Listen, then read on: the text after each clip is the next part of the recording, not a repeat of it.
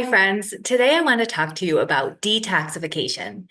Now, when I mention detoxification, what comes to mind?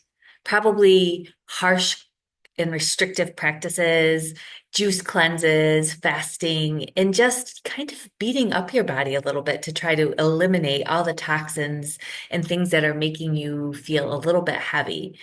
When in reality, detoxification is actually a natural process, and your body is designed to eliminate the things that we are up against in a gentle manner with its interconnected organ systems.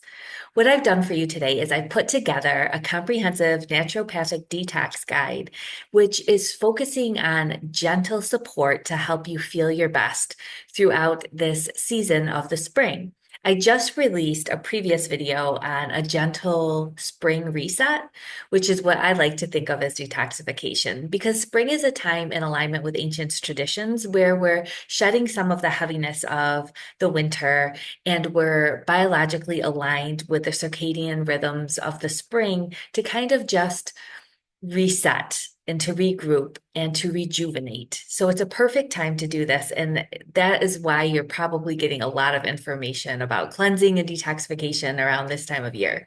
But we don't want to make detoxification a wellness fad. Rather, we want to look at the science of it and why it's also important for us to consider that we might want to support our body's natural ability to eliminate some of the toxins. So, all of the resources and references and links for additional information that you can have as you go through this natural process of supporting your body will be in the link in the video description to the article. So, make sure that you check that out if you want something to go back to. So, why do we need to detoxify? Well, every day our bodies are up against a variety of compounds, and it isn't getting any better.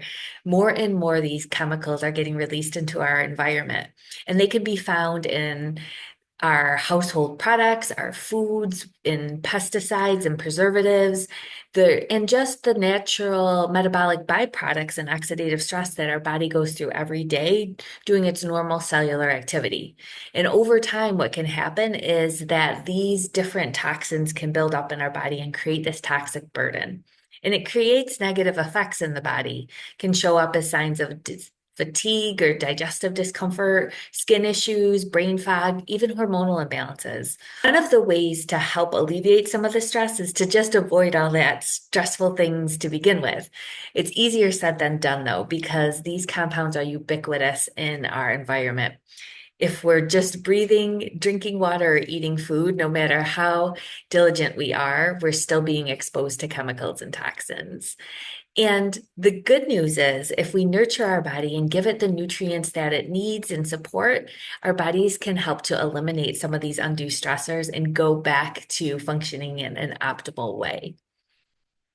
Now, one of the first things we need to remember is that detox doesn't just happen in the liver. Many people think of the liver as the main organ of detoxification, but there's actually several interconnected systems. The liver is one of them. The liver transforms compounds through different phases, phase 1 and 2 detoxification pathways, to help them get removed and in a package where it can go to the gut, where there it can be eliminated and excreted through the colon, but also we can get rid of water-soluble toxins through the urine in the kidneys.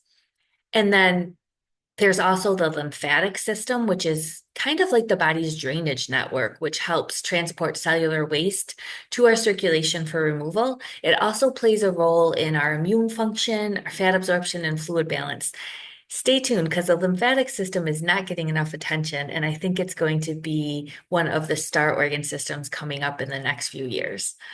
Then there's the brain. Yes, we actually detox some of this emotional and physical stress from our brain at night through our lymphatic system. So that's why sleep is so important to help clear metabolic waste and byproducts from the brain during the day. I actually did a podcast on this with Dr. Jockers that you can check out if you want more information on that aspect. So when these systems are supported and working together in harmony, we can help to excrete some of the undue stressors and burdens from our environment in a really powerful way. The problem is if we do it in the wrong way, we can actually recirculate some of the toxins and cause more stress on the body. And that's why we need to start with the gut. Because if we don't start with the gut, then the toxins don't have anywhere to go. And this involves things such as making sure that we have enough acid in our stomach to help break down the food properly so nutrients can get absorbed and be used to fuel these detoxification systems and also to get rid of some microbes. We also want gut motility to be optimized so that we can move toxins through the colon and through the small intestine, make sure we're absorbing correctly, and also make sure that we have a balanced microbiome, which plays a role in modifying and neutralizing certain compounds, including hormones, but also helping us to prepare them for elimination. If our digestion gets sluggish, this can contribute to the feelings of bloating, fatigue, skin concerns, and hormonal issues, as well as some brain fog and other aspects. So we want to make sure that we're helping out the gut through nourishing foods. We can use digestive herbs, digestive enzymes, which I discussed more in the Gentle Spring Reset, as well as supporting our microbiome. And when our gut is functioning optimally, the body is better equipped to process, transform, and eliminate the compounds effectively. So some of the things that I use to optimize digestion in my practice are bitters and aromatic herbs, as well as some digestive enzymes.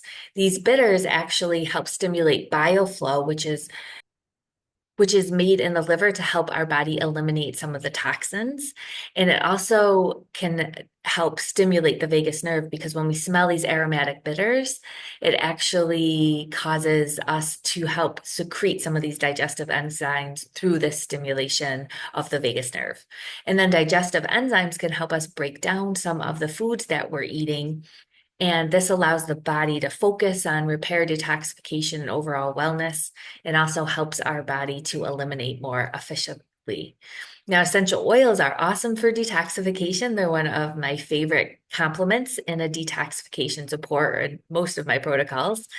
Essential oils help with various aspects of detoxification. They help to calm any inflammation and oxidative stress that's resulted from some of the exposures to these negative chemicals in our environment.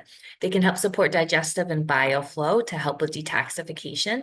They encourage microbial balance, so they get rid of some of the nasty bugs in our bellies or in our bodies, which can create byproducts, but they also help balance the microbiome in a really powerful, selective way where they're inhibiting the bad guys, but also helping the good guys and the commensal bacteria stay in place.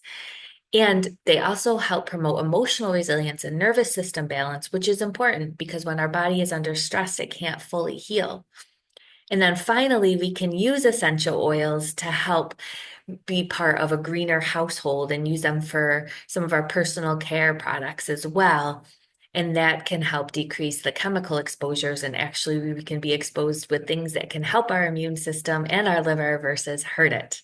Because just as important as getting the bad things out, it's also important to decrease our exposure of the bad things to begin with. One of the ways that we can do this, like I said, is essential oils, but there's also some other ways. If we have the means, choosing organic foods or avoiding heavily pesticide treated produce by looking at the environmental working groups Clean 15. Those have less pesticides on them. Getting antibiotic-free meats and hormone-free meats so that we know that there aren't as many hormones and estrogen mimickers in our meats. We could also select low mercury fish if we're eating seafoods such as sardines, anchovies, and small salmon.